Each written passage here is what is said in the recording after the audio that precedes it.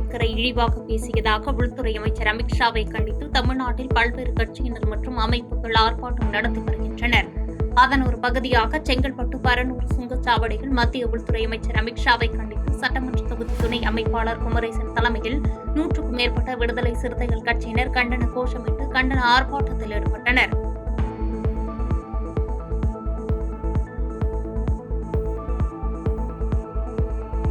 இதேபோன்று சேலம் ரயில் நிலையத்தில் கருப்பு உடை அணிந்து கட்சியின் மாநகர் மாவட்ட செயலாளர் காயத்ரி தலைமையில் விசிக கட்சியினர் ரயில் மறியல் போராட்டம் மற்றும் சாலை மறியல் போராட்டம் நடத்தினர்.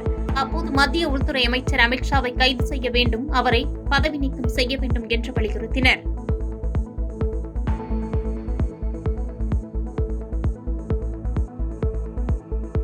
விழுப்புரம் மாவட்டம் செஞ்சி இந்தியன் வங்கி எதிரில் சமூக நீதி கூட்டமைப்பு சார்பில் நாடாளுமன்றத்தில் புரட்சியாளர் அம்பேத்கரை மத்திய உள்துறை அமைச்சர் அமித்ஷா அவமரியாதை செய்ததாக கண்டித்தும் நாடாளுமன்ற எதிர்க்கட்சித் தலைவர் ராகுல் காந்தி மீது வழக்கு பதிவு செய்யப்பட்டதை கண்டித்தும் கண்டன ஆர்ப்பாட்டம் நடைபெற்றது.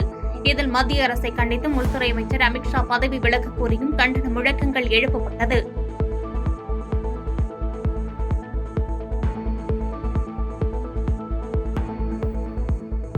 சிதம்பரம் தேசிய நெடுஞ்சாலை கொத்தட்டை பகுதியில் டோல்கேட் வசூலுக்கு எதிர்ப்பு தெரிவித்து பொதுமக்கள் மற்றும் அனைத்து கட்சியினர் டோல்கேட்டை முற்றுகையிடும் போராட்டத்தில் ஈடுபட்டனர். டோல்கேட் வாயிலில் அமர்ந்து மத்திய அரசை கண்டித்து கண்டன கோஷங்களை எழுப்பினர்.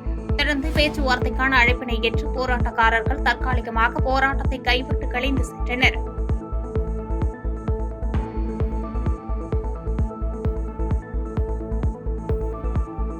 தஞ்சாவூர் மாவட்டம் கும்பகோணம் அருகே சக்கராப்பள்ளி சக்கர வாகீஸ்வரர் கோவிலில் தர்மபுரம் ஆதீனம் சுவாமி தரிசனம் மேற்கொண்டார்.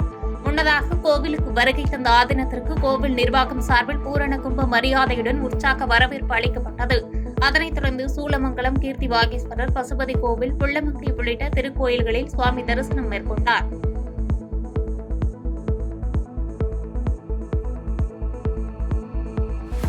கிருஷ்ணகிரி மாவட்டம் ஒசூரில் யானை தந்தங்களை விற்பனை செய்யவிருந்த 4 பேர் மற்றும் உடந்தையாக இருந்தவர்கள் என மொத்தம் 7 பேரை கைது செய்த வனத்துறையினர் தலைமறைவான 2 தேடி வருகின்றனர். யானை தந்தங்களை கடத்தி வந்த வெங்கடேஷ், விஜயகுமார், ஹரிஷ் பாபு, பரந்தாமன் ஆகியோர் கைது செய்யப்பட்டு தந்தங்களை கொண்டு வந்த 2 சக்கர வாகனத்தை மீட்டனர்.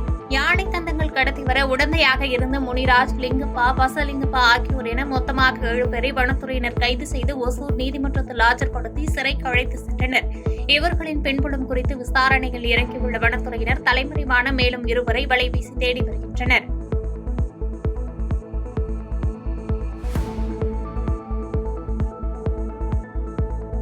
கோவை மாவட்டம் பொள்ளாச்சியில் செயல்பட்டு வரும் நகராட்சி ஆண்கள் மேல்நிலைப் பள்ளியில் கடந்த 1990 முதல் 2000 ஆண்டு வரை கல்வி பயின்ற மாணவர்கள் சந்திப்பு நிகழ்ச்சி நடைபெற்றது. ஆசிரியர்களை கௌரவித்து ஆசை பெற்ற மாணவர்கள் தங்களுக்கு கல்வி கற்றுக் கொடுத்த ஆசிரியர்களை கௌரவிக்கும் விதமாக பொன்னாடை போர்த்தி பரிசுகள் வழங்கி பெருமைப்படுத்தினர்.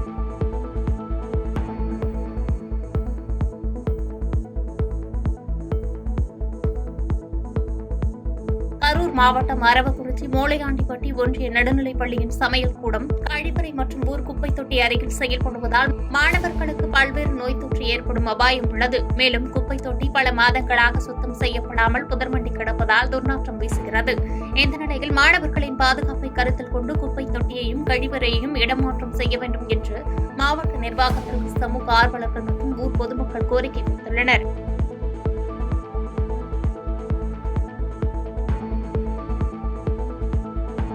நெல்லை மாவட்ட நீதிமன்ற வளாகத்திற்கு முன்பாக அரங்கேறிய கொலை சம்பவம் எதிரொலியாக நீதிமன்றங்களில் வளாகத்தில் நடைபெறும் குற்ற சம்பவங்களை தடுக்க நீதிமன்ற வளாகங்களில் போலீசார் துப்பாக்கி ஏந்தியவாறு பாதுகாப்பு பணியில் ஈடுபட வேண்டும் என தமிழக டிஜிபி சங்கர் ஜிவால் உத்தரவு பிறப்பித்திருந்தார். அதன்படி இன்று முதல் தமிழகம் முழுவதும் அனைத்து நீதிமன்றத்தில் துப்பாக்கி ஏந்தியபடி பாதுகாப்பு பணியில் போலீசார் ஈடுபட்டு வருகின்றனர். அதன் ஒரு பகுதியாக ராணிப்பேட்டை மாவட்ட ஒருங்கிணைந்த நீதிமன்ற வளாகத்தில் எஸ்ஐ பாஸ்கர் தலைமையில் 4 போலீசார் துப்பாக்கி ஏந்தியவாறு பாதுகாப்பு பணியில் ஈடுபட்டனர். இதேபோன்று வேலூர் மாவட்டம் சத்துவாச்சாரியில் உள்ள ஒருங்கிணைந்த நீதிமன்ற வளாகத்தில் 3 போலீசார் துப்பாக்கி ஏந்தியவாறு பாதுகாப்பு பணியில் ஈடுபட்டிருந்தனர்.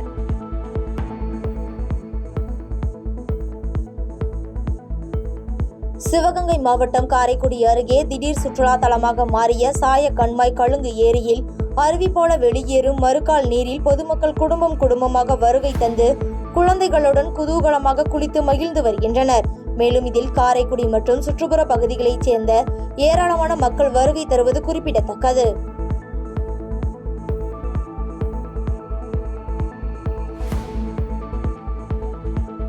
புதுக்கோட்டை மாவட்டம் பொன்னமராவதியில் அமைந்துள்ள ஸ்ரீ ராஜேந்திர சோழீஸ்வரர் திருக்கோவிலில் சிவவாத்தியம் முழங்க கலை நிகழ்ச்சிகளுடன் நால்வர் வீதி உலா புறப்பாடு, திருமுறை திருவிழா, கைலாய காட்சி பெருவிழா ஆகியவை சிறப்பாக நடைபெற்றது. இதில் ஏராளமான பொதுமக்கள் கலந்து கொண்டு சுவாமி தரிசனம் செய்தனர்.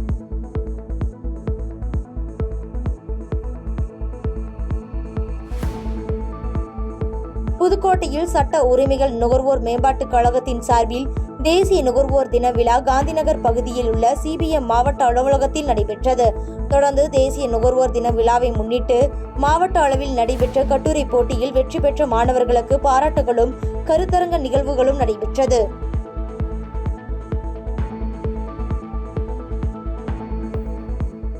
நீலகிரி மாவட்டத்தில் முதன்முறையாக 18 படிகளுடன் ஐயப்பன் கோவில் பொலிவுபடுத்தப்பட்டது.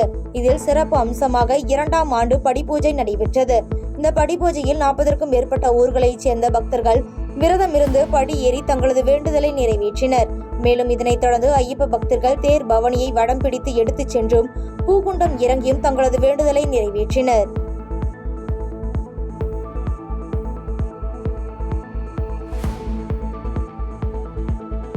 தேனி மாவட்டம் பெரியகுளம் அருகே உள்ள அழகர்சாமிபுரத்தில் தமிழக வெற்றி கழகத்தின் சார்பில் கிறிஸ்துமஸ் விழாவை முன்னிட்டு நலத்திட்ட உதவிகள் வழங்கும் விழா நடைபெற்றது.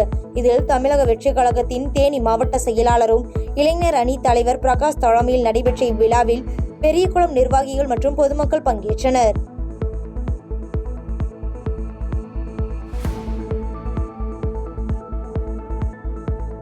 தேனி மாவட்டம் ஆண்டிப்பட்டியில் போலீசார் வாகன சோதனையின் போது சந்தேகத்திற்கிடமாக வந்த காரை நிறுத்தி சோதனை செய்தபொழுது ஒரு பெட்டிக்குள் இரிடியம் இருந்துள்ளது.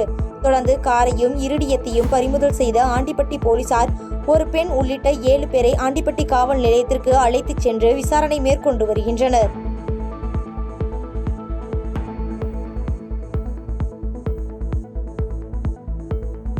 மகாராஷ்டிரா மாநிலம் புனேவில் மிஸ்டர் இந்தியா குளோபல் 2024ஆம் ஆண்டிற்கான பட்டத்திற்கான போட்டி நடைபெற்றது. இதில் தமிழ்நாட்டைச் சேர்ந்த செலிபிரிட்டி பிட்டன்ஸ் கோச்சாக பணியாற்றி வரும் சுந்தர் அலெக்சாண்டர் இறுதிப் போட்டியில் வெற்றி பெற்று மிஸ்டர் இந்தியா குளோபல் 2024ஐ கைப்பற்றினார். சென்னை விமான நிலையம் வந்தடைந்த அவருக்கு நண்பர்கள் மற்றும் உறவினர்கள் உற்சாக வரவேற்பு அளித்தனர். தொடர்ந்து செய்தியாளர்களிடம் பேட்டியளித்த அவர் இந்த ஆணழகன் போட்டியில் வெற்றி பெற்றது மகிழ்ச்சி அளிப்பதாக தெரிவித்தார். ஸோ கிராண்ட் வின்னர் ஆகியிருக்கேன். ஸோ இந்த ஈவெண்ட் வந்து பூனேயில் வந்து 15th வந்து கிராண்ட் ஃபினாலேவே நடந்தது. அதில் 30 பார்ட்டிசிபென்ட் பண்ணதில் அதில் நான் வந்து ஒன் ஆஃப் த மெயின் பார்ட்டிசிபெண்ட்டாக கலந்துட்டு தமிழ்நாட்டிலேருந்து ஸோ கிராண்ட் வின்னர் ஆகியிருக்கேன். அந்த only winner in India. December 24ஆம் ஆண்டிற்கான உலக செஸ் சாம்பியன் போட்டியில் வென்ற குகேஷ் அவர்களுக்கு வாழ்த்துக்கள் தெரிவிக்கும் வகையில் கோவையைச் சேர்ந்த ரேவதி சவுந்தரராஜன் என்பவர் புதிய முயற்சியாக வண்ணநூல் இலையை வைத்து அவருடைய உருவப்படத்தை வரைந்துள்ளார். இதை வரைந்தது மூலம் தான் பெரும் மகிழ்ச்சி அடைகிறேன் என்றும் இதன் மூலம் தன்னுடைய வாழ்த்துக்களையும் தெரிவித்துக் கொள்கிறேன் என கூறியுள்ளார். இந்த பிக்சர் உங்களுக்காக வரைஞ்சது ரொம்ப பெருமையா இருக்கு, ரொம்ப சந்தோஷமாக இருக்கு. திண்டுக்கல் மாவட்டம் பழனியில் சட்டவிரோதமாக ஆன்லைன் லாட்டரி விற்பனையில் ஈடுபட்ட 7 பேரை பழனி காவல்துறையினர் கைது செய்து அவர்கள் மீது வழக்கு பதிவு செய்து சிறையில் அடைத்தனர். மேலும் அவர்களிடம் இருந்து 52,000 லாட்டரி சீட்டுகளும் 7,000 ரூபாய் ரொக்க பணமும் பறிமுதல் செய்து போலீசார் விசாரணை நடத்தி வருகின்றனர்.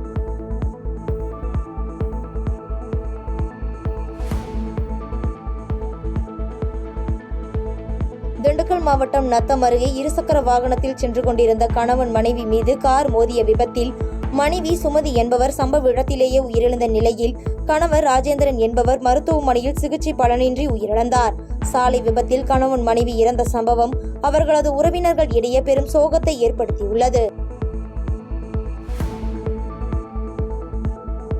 திண்டுக்கல் அருகே அரசு உதவி பெறும் பள்ளியில் பயின்ற முன்னாள் மாணவர்கள் 16 லட்சம் மதிப்புள்ள மினி பேருந்தை பள்ளிக்கு பரிசாக வழங்கி சிறப்பித்தனர். சம்பவம் இந்த பள்ளியில் பயிலும் மாணவ மாணவிகள் மத்தியில் பெரும் வரவேற்பை பெற்றுள்ளது.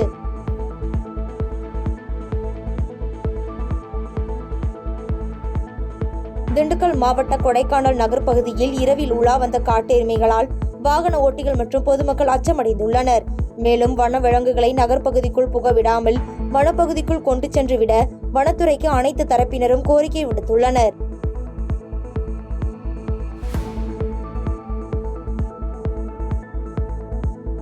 நாமக்கல் மாவட்டம் பரமத்தி வேலூர் பகுதிகளில் செயல்படும் 12 மீன் கடைகளில் பரமத்தி வேலூர் உணவு பாதுகாப்பு அலுவலர் முத்துசாமி ஆய்வு மேற்கொண்டார்.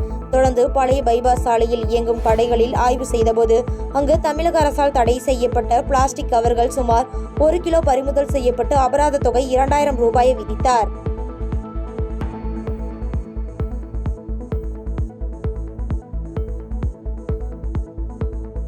நாமக்கல் மாவட்டம் ராசிபுரம் அருகே ரவி என்பவருக்கு சொந்தமான நிலத்தில் இருந்த 5 லட்சம் ரூபாய் மதிப்புள்ள 2 சந்தன மரத்தை மர்ம நபர்கள் வெட்டி கடத்தியுள்ளனர். சம்பவம் குறித்து வழக்கு பதிவு செய்த ஆயில்பட்டி காவல்துறையினர் சந்தன மர கடத்தலில் ஈடுபட்ட மர்ம நபர்களை தேடி வருகின்றனர்.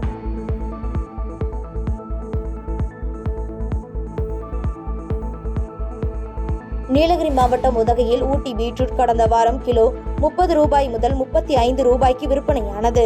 இந்நிலையில் தற்போது 60 ரூபாய் முதல் 65 ரூபாய்க்கு பீட்ரூட் விற்கப்படுவதால் விவசாயிகள் மகிழ்ச்சி அடைந்துள்ளனர்.